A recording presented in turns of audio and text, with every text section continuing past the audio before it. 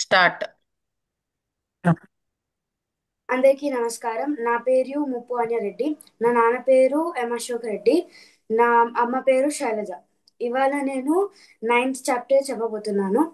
నేను Indus universal school seventh grade లో చదువుతున్నాను. ఓం శ్రీ పరమాత్మనే నమః. అథ నవమోऽధ్యాయः.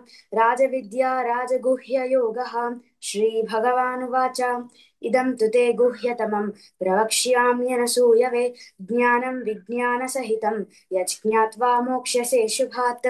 రాజవిద్యా రాజగుహ్యం పవిత్రమిదముత్తమం ప్రత్యక్షావగమం ధర్మ్యం సుసుఖం కర్తుమవ్యయం. అశ్రద్ధధానాః పురుషాः ధర్మస్యాస్య పరంతప అప్రాప్య మాం నివర్తంతే మృత్యు సంసారవర్త్మని. మయా తతమిదం సర్వం జగతవ్యక్తమూర్తినా మత్స్థాని సర్వభూతాని చాహం తేష్వస్థితః న చ మత్స్థాని భూతాని పశ్య మే యోగమైశ్వరం భూతభృన్న చ భూతస్థః మమాత్మా భూతభావనః.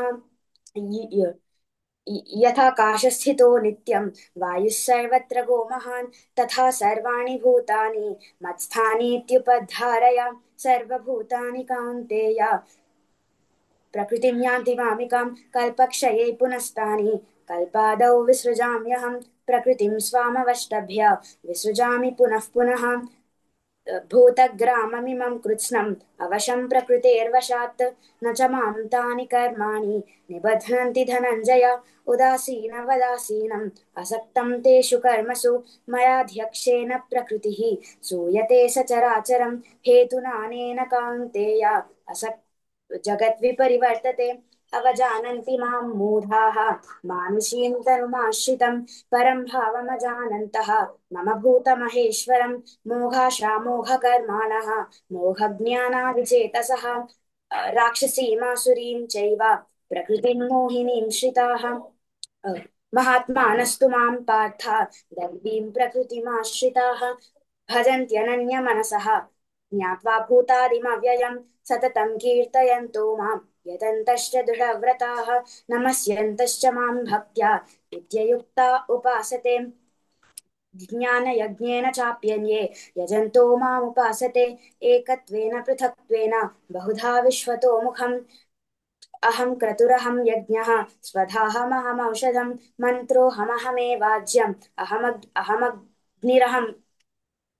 अहमग्निरहं हुतं पिताहमस्य जगतः माता धाता पितामहः वेद्यं पवित्रमोङ्कारः ऋक्सामयजुरेव च गते भर्ता प्रभुः साक्षी निवासः शरणं सुहृत् प्रभवः प्रलयस्थानं निधानं बीजमव्ययम्.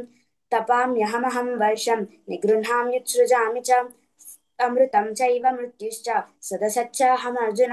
त्रैविद्या मां सोमपाः पूतपापाः यज्ञैरिष्ट्वा स्वर्गतिं प्रार्थयन्ते ते पुण्यमासाद्य सुरेन्द्रलोकम् अश्नन्ति दिव्यान् दिवि देव भोगान् ते तं भुक्त्वा स्वर्गलोकं विशालं क्षीणे पुण्ये मर्त्यलोकं विशन्ति. एवं त्रयीधर्ममनुप्रपन्नाः गतागतं कामकामा लभन्ते अनन्याश्चिन्तयन्तो मां ये जनाः पर्युपासते तेषां नित्याभियुक्तानां योगक्षेमं वहाम्यहम्. येऽप्यन्यदेवता भक्ताः यजन्ते श्रद्धयान्विताः तेऽपि मामेव कौन्तेय यजन्त्य विधिपूर्वकम्. अम्- अ- अहं हि सर्वयज्ञानां भोक्ता च प्रभुरेव च न तु मामभिजानन्ति तत्त्वेनातश्च्यवन्ति ते. यान्ति देवव्रता देवान् पितॄन् यान्ति पितृव्रताः भूतानि यान्ति भूतेज्याः यान्ति मद्याजिनोऽपि माम्. पत्रं पुष्पं फलं तोयं यो मे भक्त्या प्रयच्छति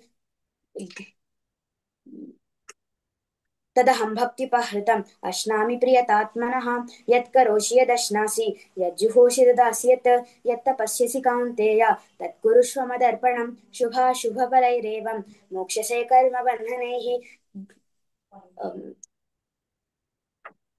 संन्यासयोगयुक्तात्मा विमुक्तो मामुपैष्यसि. समूहं सर्वभूतेषु न मे द्वेष्योऽस्ति न प्रियः ये भजन्ति तु मां भक्त्या मयि तेषु चाप्यहम्. अपि चेत् सुदुराचारः भजते मामनन्यभाक् साधुरेव समन्तव्यः सम्यग् व्यवसितो हि सः.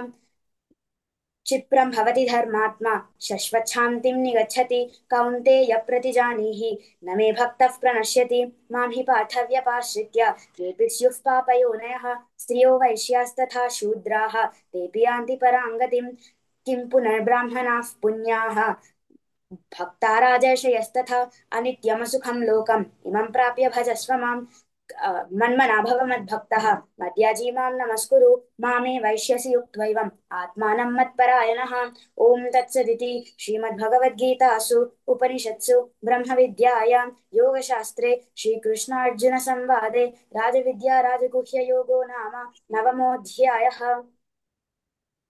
వెరీ గుడ్ దత్తాన్య. వెరీ గుడ్ అమ్మా, చాలా బాగా చెప్పావు. మహాప్రాణాలు ఒక మూడు నాలుగు చోట్ల లైట్ గా పలికావు, అంతేగాని అదర్వైజ్ చాలా బాగా చెప్పావు అమ్మా. లైట్ గా వినపడ్డాయి, సరేనా? అదొక్కటే కొంచెం చూసి, కొన్ని చోట్ల బాగా చెప్తున్నావు, కొన్ని చోట్ల ఒక నాలుగైదు చోట్ల ఒక్కటే కొంచెం గట్టిగా పలకలేదు. మెమోరీ చాలా బాగుంది. వెరీ గుడ్ అన్య. Thank you.